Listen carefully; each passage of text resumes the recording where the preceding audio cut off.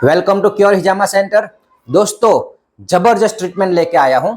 ये जो हाजी आए हैं अपने क्योर हिजामा सेंटर पे, स्पेशल अफ्रीका से तशरीफ लाए हैं और उनको lower back pain L4 L5 और बॉडी पेन का बहुत ही लंबे अरसे से शिकायत है उनको।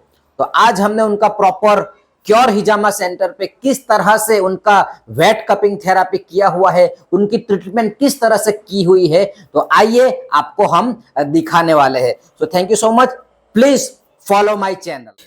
दोस्तों, तो सबसे पहले हमने क्या किया है, ये कप को उनकी जगह पे प्लेसमेंट किया हुआ है बहुत अच्छी तरीके से, जैसा कि ड्राई कपिंग किया हुआ है, ताकि जो टॉक्सिन होता है वो कप के अंदर उसकी जगह पे इकट्ठा हो जाता है।